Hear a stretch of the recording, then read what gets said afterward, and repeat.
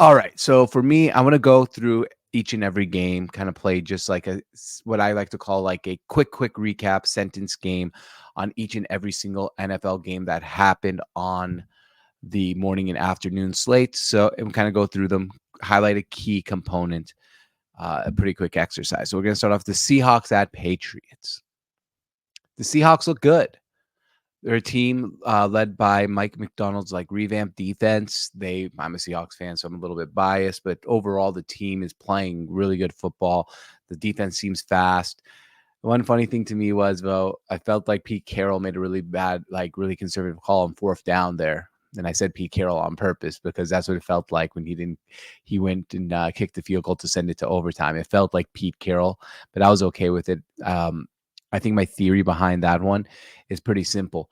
When you have a chance to go and win the game, yeah, you go win the game. But if they got that fourth down, they still had to go and find the end zone somehow. So there was not enough time to even find the end zone.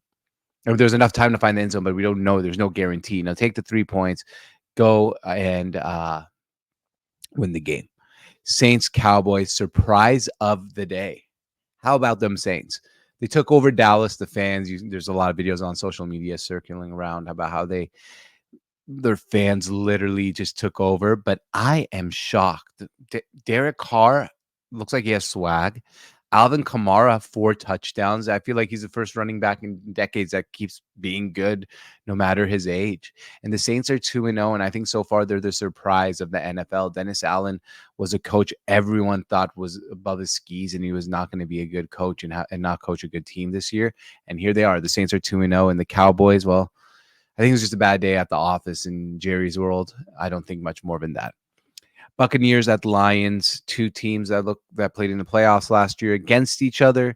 The Bucs was say, God, man, I thought the NFC South division was just going to be god awful. And if anyone was going to be 2-0, it'd be maybe the Falcons. You got the Buccaneers now 2-0. It's obvious that Baker Mayfield was in a just bad situation with the Browns and the Panthers, and the Rams gave him a nice opportunity to save his career, and he did. But Baker Mayfield played good. Aiden Hutchinson, by the way, on the Lions side, unreal what he did. I mean, 4.5 sacks. And if you remember here, I said to bet on the Sports on Tap betting show, Aiden Hutchinson to win, have the most sacks in the NFL. Colts Packers. This one, if we'll talk a little more about betting on our betting show tomorrow. But I was all over the Packers plus 3. Like, there was no way to me that I knew something weird was up. The line seemed too small. Everyone was betting on the Colts, and the Packers won the game in the best way possible. If you have Malik Willis at quarterback, run the ball 32 times with Josh Jacobs. Not just that, they had a total rushing attempts of 53 rushing attempts. That's a way to control the ball game. All right, who do we got next here? And, guys, I'm going to actually share my screen for the rest of these ones so we can see what we're all looking at together.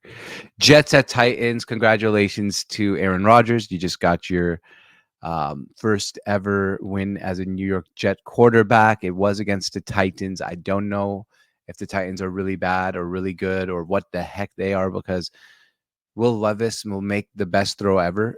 He made one to Tony Pollard and went to Calvin Ridley today. That was unbelievable. And then he'll make the dumbest mistake ever. So I don't know if they're good or bad, to be completely honest with you.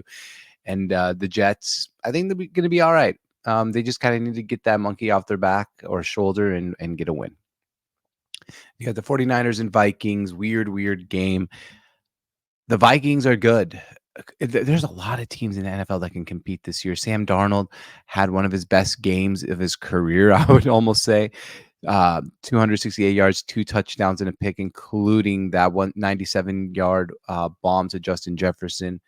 49ers, they'll be fine. They have a lot of talent. Just a bad day in Minnesota for them. Giants, Commanders. I'm not going to say too much about this game.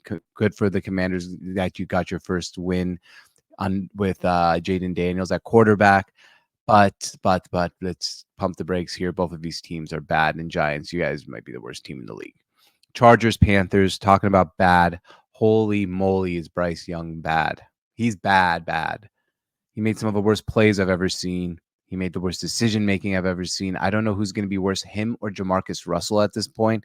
He went 18 for 26 for a total of 84 yards, which is 3.2 per attempt, one interception. It took only 2 sacks, but man, he is really, really awful. We got the Browns at Jaguars. I tweeted this out today. Is it time we have an honest conversation about Trevor Lawrence? I'm so sorry because I've been all over. This is the Jaguars' year. They're going to be good. Trevor Lawrence is going to take that next step up. People are jealous of him. They don't understand. It's either his offensive line is so broken that he can't do anything, or he is just going to be okay to middle quarterback and never be that elite prospect we saw.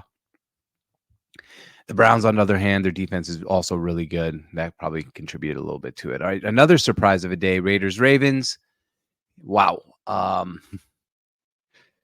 Didn't expect this one. Raiders go to Baltimore and win the game. The Ravens are 0-2. This is panic time. The Raiders, on the other hand, I don't know what they're going to be. I think Antonio Pierce is a great motivator. I'm guessing Antonio Pierce really knows how to actually get the team rolling and get them pumped up and all this, and they took it out on the Ravens.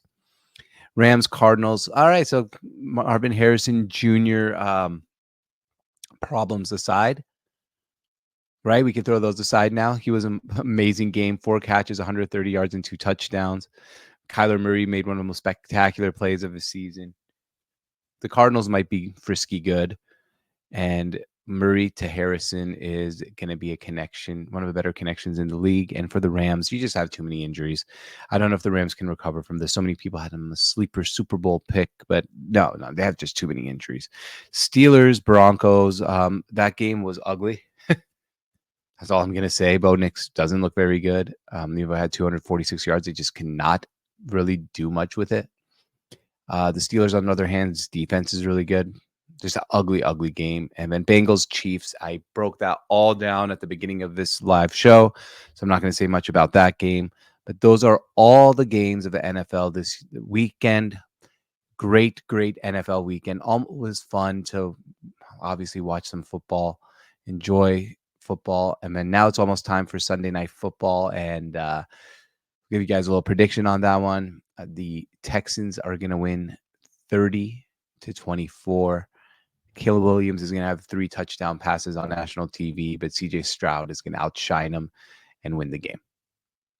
All right, guys. Thank you so much for watching. This has been the George on Tap, What's on Tap, Sports on Tap show, NFL post-game edition. On Sundays, most Sundays when I can, and I'm around the computer and I can record, I'm going to do this right after the games.